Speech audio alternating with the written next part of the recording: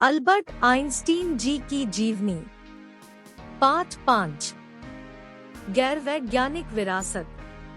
निजी पत्र। यात्रा करते समय आइंस्टीन ने अपनी पत्नी एल्सा तथा दत्तक पुत्री कदमोनी मार्गोट और इल्से के लिए पत्र लिखा करते थे। ये पत्र द हिब्रू यूनिवर्सिटी में देखे जा सकते हैं। मार्गोट आइंस्टीन ने इन निजी पत्रों को जनता के लिए उपलब्ध कराने की अनुमति दे दी थी, लेकिन साथ ही यह अनुरोध किया कि उसकी मृत्यु के 20 साल बाद तक ऐसा नहीं किया जाए। उनकी मृत्यु 1955 में हो गई। 29 आइंस्टीन ने ठठेरे प्लम्बर के पेशे में अपनी रुचि व्यक्त की थी और उन्हें प्लम्बर और स्टीनफिटर्स यूनियन का एक मानद सदस्य बनाया गया था। 30-31 हिब्रू यूनिवर्सिटी के अल्बर्ट आइंस्टीन अभिलेखागार की बारबरा वोल्फ ने बीबीसी को बताया कि 1912 और 1955 के बीच लिखे निजी पत्राचार के लगभग 3500 पत्र हैं। रबींद्रनाथ ठाकुर से मुलाकात। 14 जुलाई सन 1930 को बर्लिन में आइंस्टीन की मुलाकात भारत के महान साहित्यकार, रहस्यविद व नोबेल पुरस्कार विजेता गुरुदेव रबींद्रनाथ ठाकुर से हुई। पश्चिम की तार्किक विचारधारा का प्रतिनिधित्व करने वाले एक अपने समय के महान वैज्ञानिक और पूर्व की धार्मिक विचारधारा का प्रतिनिधित्व करने वाले एक महान विचारक एवं भक्त कवि की इस मुलाकात और उनके बीच हुए संवाद को इतिहास की एक अनूठी विरासत माना जाता है। व्यक्तिगत जीवन। नागरिक अधिकारों के समर्थक। आइंस्टीन एक भावुक, प्रतिबद्ध जातिवाद विरोधी थे और प्रिंसटन में national association of the advancement of coloured people (NAACP) संस्था के सदस्य भी थे, जहां उन्होंने अफ्रीकी अमेरिकियों के नागरिक अधिकारों के लिए अभियान में हिस्सा भी लिया। वे जातिवाद को अमेरिका की सबसे खराब बीमारी मानते थे। अपनी भागीदारी के समय वे नागरिक अधिकार कार्यकर्ता W.E.B.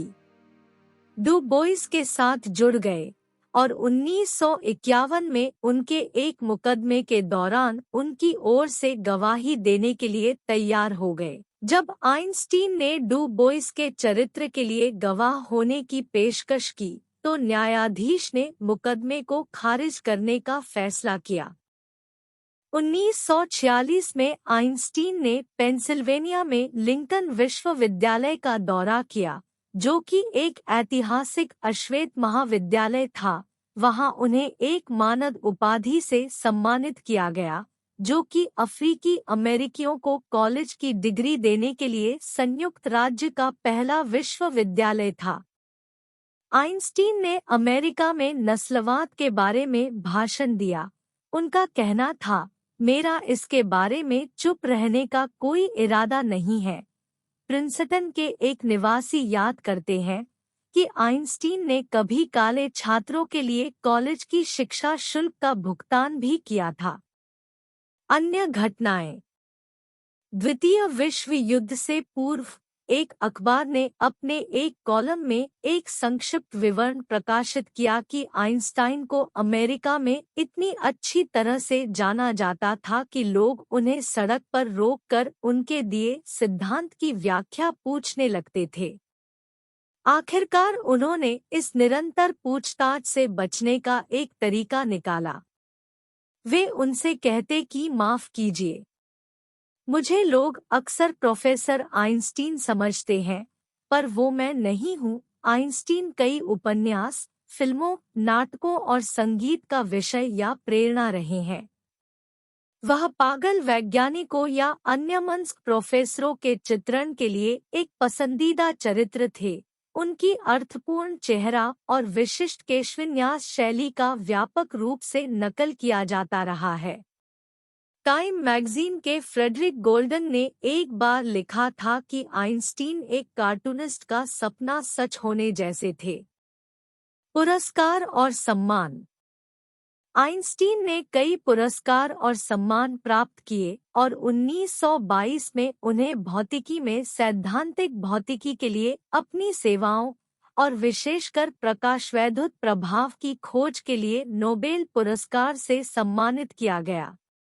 1921 में कोई भी नामांकन अल्फ्रेड नोबेल द्वारा निर्धारित मापदंडों में खरा नहीं उतर, तो 1921 का पुरस्कार आगे बढ़ा। 1922 में आइंस्टीन को इससे सम्मानित किया गया। टेलीविज़न। आइंस्टीन को 2017 में national geographic period drama television श्रृंखला जीनियस में जेओफ्री रश और जॉनी फ्लिन द्वारा क्रमशः बड़े और छोटे आइंस्टीन के रूप में चित्रित किया गया है।